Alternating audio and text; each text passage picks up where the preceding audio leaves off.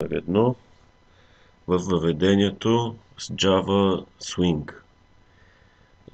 Ще използваме JFrame библиотеката. Първо създадох си един клас MyFrame, който се казва. На него ще наследим библиотеката JFrame. Наследяването става с extends и пишем JFrame. Ето го. Наследи се.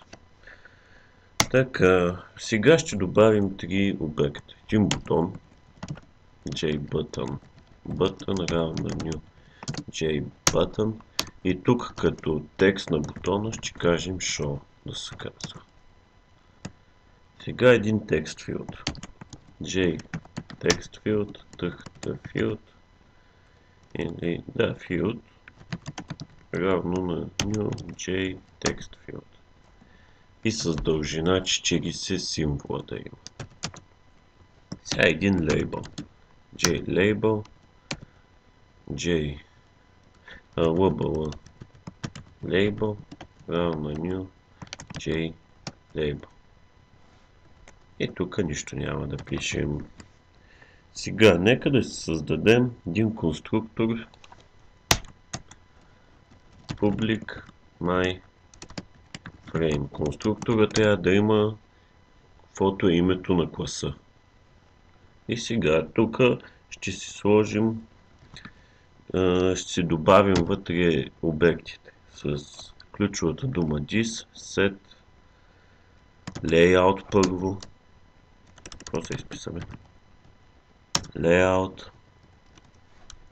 И вътре ще напишем New Flow Layout. Та има много различни. Има Grid Layout, Back Layout.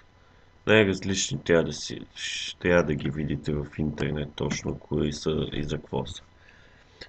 Сега ще сложим един Set Size с големина 500 на 500. И сега ще добавим тези бутоните, създадохме и такива работи. Бутон. Чакайте, първо трябва да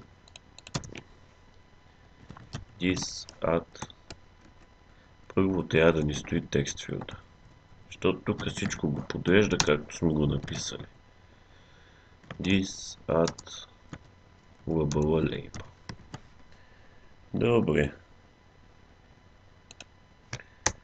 Сега си пишем един main метод. Public static void main string args.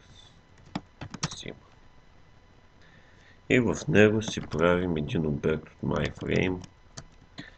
JFrame ще го наречем равно на new myFrame.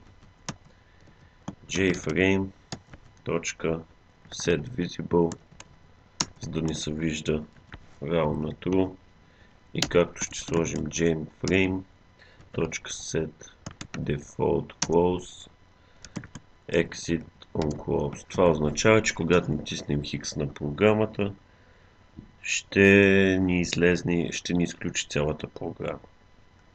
Сега нека да напишем един клас за бутона. Какво ще прави този бутон? Клас show implements action listener.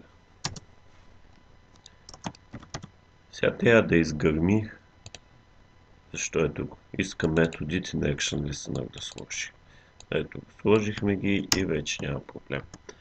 Вътре слагаме един string x, който взима текста. Тук с getText взима текста на текстфилда и label .setText getText string, за да вземе текста на текстфилда и да го сложи в label. Сега се връщаме по-нагоре в myFrame и там добавяме на бутона button action listener new и както ни се казва, т.е. show. И нека да пробваме. Ето ни го. Сега ще напишем нещо си. Ето show, появи ни се. Още нещо си show, появи ни се.